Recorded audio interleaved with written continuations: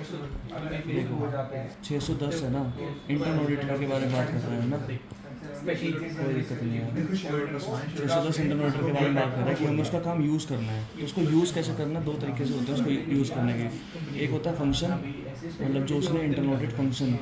Internal audit function क्या होते हैं, जैसे वो एसेट के ऊपर निगरानी रखता है, देखभाल करता है, इंटर कंट्रोल देखता है, ये सब करता है ना वो काम।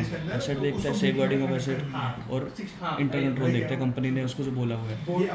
मैनेजमेंट होती है, उसके पास दो बंदे होते हैं, एक तो एक्सपर्ट होता है उसके पास, एक होता है इंटरनल ऑडिटर। हम ये पढ़ रहे हैं कि मैनेजमेंट का जो इंटरनल ऑडिटर है, जो एक्सपर्ट होता है वो ऐसे 500 के अंदर पढ़ते हैं कि भाई हम पढ़ क्या रहे हैं, हम पढ़ रहे हैं इंटरनल ऑडिटर के बारे में, जो मैनेजमेंट ने इंटरनल ऑडिटर रख रखा है अपने पास, जो ये सब करता है। अगर ये सब वो करके बैठ गया है, सब कुछ देख चुका है, तो ये हो गया उसका फंक्शन। अब एक डॉग है, अगर उसको बोलेंगे भाई ये बॉल है मेरे हाथ में, अब जा मैं फेंक रहा हूँ लेके आ, तो ये उसकी डायरेक्ट असिस्टेंस लेनी होगी एक तरह से, समझ रहे हो ना। एक होता है उसका फंक्शन है जो करता है उसको यूज़ करना, एक होता है डायरेक्ट असिस्टेंस लेना कि भाई मैं तेरे को जो बोल रहा हूँ वो कर, इसके आगे कुछ मत बोल। डायरेक्ट असिस्टेंस वाली बात आगे जाके आएगी, अभी हम पढ़ रहे हैं फंक्शन। तो जो उसने काम कर दिया ना उसको यूज़ करना है हमें, यूज़।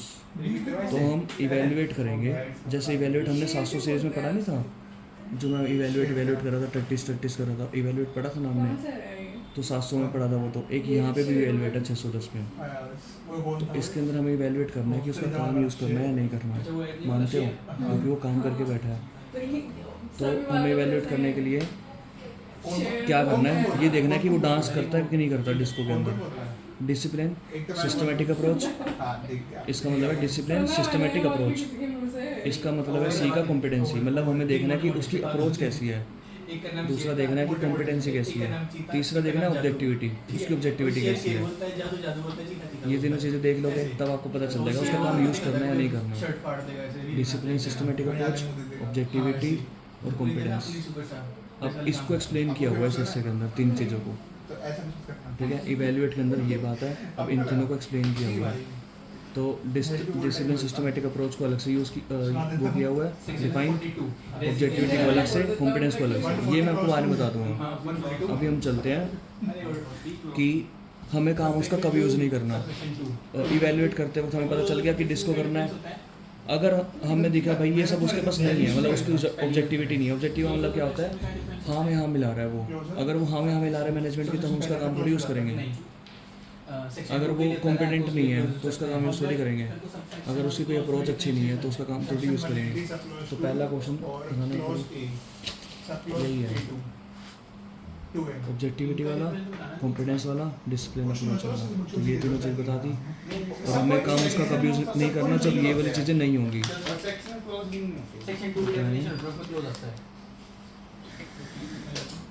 ये कब उसका काम यूज़ नहीं करना, तो ये तीन चीज़ें जब नहीं होंगी ना तब उसका काम यूज़ नहीं करना।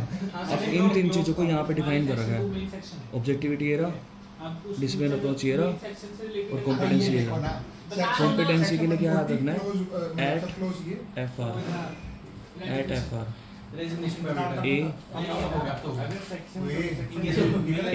ए फॉर एप्रोप्रिएट एंड एडुकेसी, तो ये ए हो गया। टी हो गया ट्रेनिंग, दो चीज़ों की, हायरिंग करते हैं उसको ट्रेनिंग देनी है, और दूसरा हमने देनी है उसकी ऑडिटिंग की ट्रेनिंग। मतलब उसका काम यही है भाई, उसका काम यही है ना, इंटरनल ऑडिटर। तो ए से ऑडिटर तो है, ऑडिट की तो उसकी देखेंगे ना जानकारी है कि नहीं है। एक देख लिया उसका काम अप्रोप्रिएट है या नहीं है, एडुकेट है या नहीं, ऑपरेशन के रिगार्डिंग, जो एंटिटी का साइज होता है उसके रिगार्डिंग उसका काम कैसा है, उसकी ट्रेनिंग देखेंगे। ट्रेनिंग एक तो ये ट्रेनिंग, एक तो ये ट्रेनिंग ऑडिटिंग वाली। तीसरा FRF, जो भी ये फंक्शन लगा रहा है, जो भी नॉलेज लगा रहा है, वो सब FRF के लिए तो लगा रहा है ना, फाइनेंशियल रिपोर्टिंग के लिए लगा रहा है ना, तो उसकी नॉलेज होनी चाहिए ना उसके रिगार्डिंग।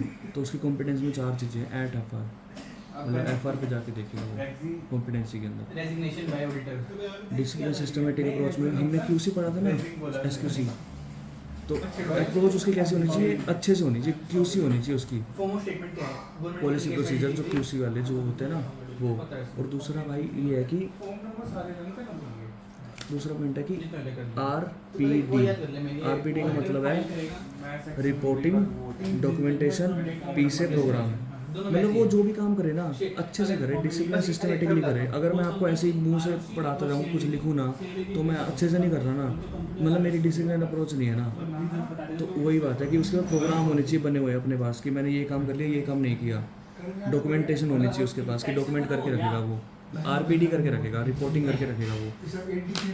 इवेलुएट करना है, इंटरनल ऑडिटर की बात कर रहे हैं तो 3 चीज़ें देख ली हमने। डिस्को नाच रहा है वो डिस्को के अंदर, तो वो अगर डिस्को करेगा तो हम उसका काम यूज़ कर सकते हैं। डिसिप्लिन वाला पार्ट है ये वाला, क्यूसी और आरपीडी। और ट्रेनिंग कॉम्पिटेंसी वाला पार्ट है कि एट एफआरएफ, अप्रोप्रिएट और एडवोकेसी देखना है।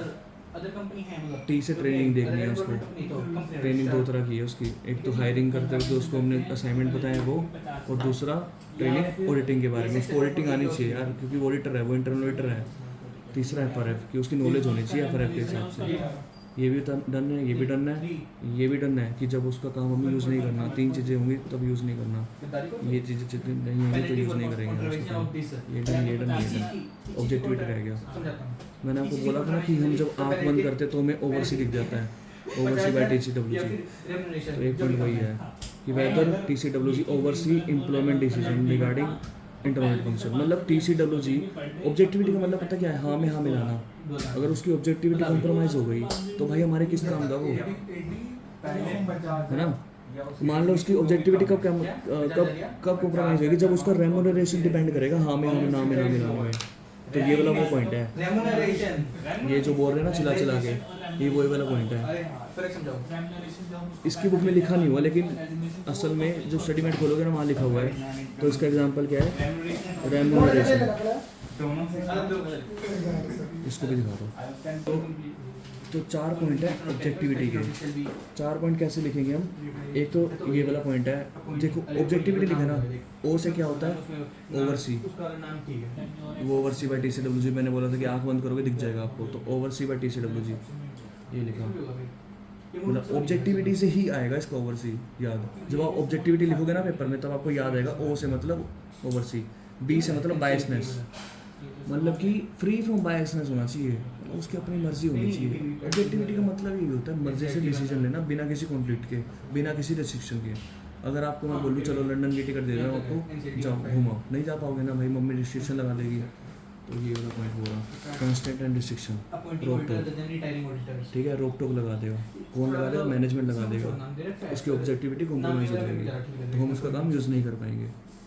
पिक्चर है ना पूरी क्लियर। अगर वो डांस कर सकता है डिस्को में जाके तो उसका काम यूज़ करेंगे, नहीं कर सकता तो नहीं करेंगे। ऑब्जेक्टिविटी कहीं पे भी लैग होगी तो उसका काम यूज़ नहीं होगा। ये भी हो गया, ये भी हो गया।